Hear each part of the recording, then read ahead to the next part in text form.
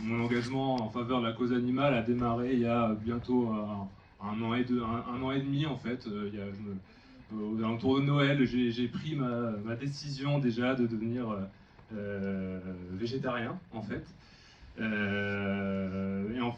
J'ai peur de me répéter en fait par rapport au film Empathie parce que mon parcours en fait ça s'assimile un peu à celui de Ed au fond.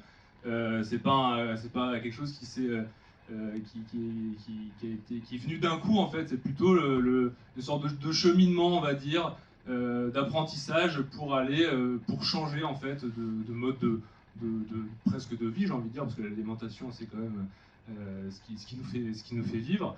Et effectivement, en fait, ça a commencé comme aide en fait par une prise de conscience progressive en visionnant des vidéos par exemple, dont j'avais déjà connaissance longtemps auparavant de L214, avec qui je milite aussi. Et ensuite, en fait, je me souviens juste d'une vidéo qui a scellé un peu ma décision. C'était une vidéo d'un youtubeur que j'appréciais, qui est parti enquêter avec Sea Shepherd sur la surpêche, en fait. Et moi, étant un ancien pêcheur et très attaché aux poissons, ça m'a particulièrement touché. Et là, c'est à ce moment-là que je me suis dit que ce n'était plus possible pour moi de continuer à alimenter ce système qui tue en grand nombre, en quantité, enfin c'est presque inconcevable au fond, hein, le nombre d'animaux terrestres qu'on tue il est même marqué de voir chaque seconde, chaque année, et le nombre de poissons qu'on élimine pour notre propre consommation, mais aussi pour la consommation des autres animaux qui sont destinés à notre consommation, c'est une mise en abîme assez folle. Ça dépasse vraiment ça dépasse l'entendement. Hein. C'est plus de 1000 milliards d'animaux marins qui sont tués chaque année dans le monde. C'est vraiment effarant et à ce rythme-là, les océans vont se vider. Mais il y a des estimations qui fixent ça d'un avenir assez proche. Au fond, en 2050, on peut avoir des océans qui sont littéralement en fait vides. Donc voilà.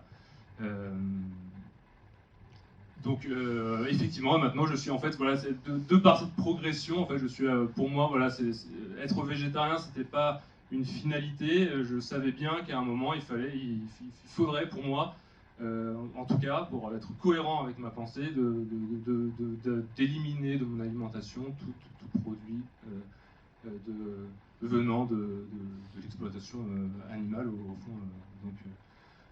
Donc voilà, et je me rends compte, déjà on vit très bien.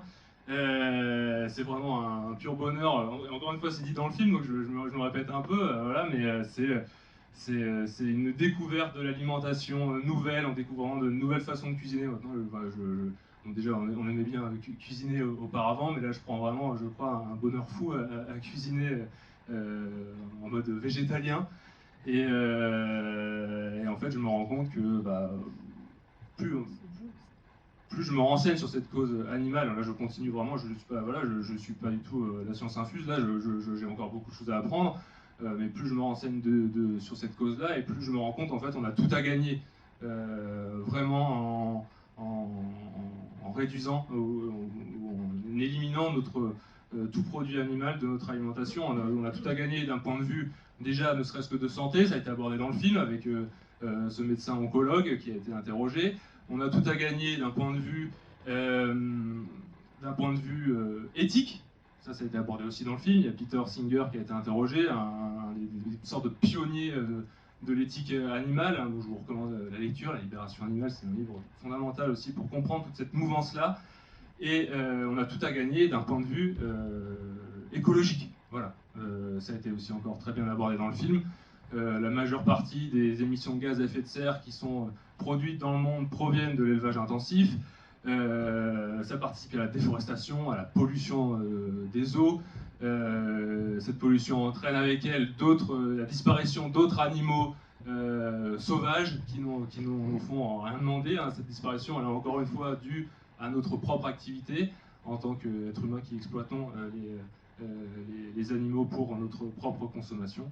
Et donc voilà, on a vraiment, je crois, vraiment tout à gagner à changer notre mode de vie. Et je crois que c'est un changement qui est nécessaire aujourd'hui plus qu'auparavant pour repenser notre relation au monde vivant. Parce que je crois que pour moi, il est impossible de repenser, de trouver une solution à la crise du vivant qu'on connaît actuellement si on n'arrive pas à justement repenser, revoir notre propre relation aux autres animaux vivants qui passent par notre alimentation, mais qui passent aussi justement, comme on l'a vu, hein, par l'exploitation des animaux dans les zoos, dans les laboratoires, etc., etc. Donc voilà, je crois qu'on a tout à gagner.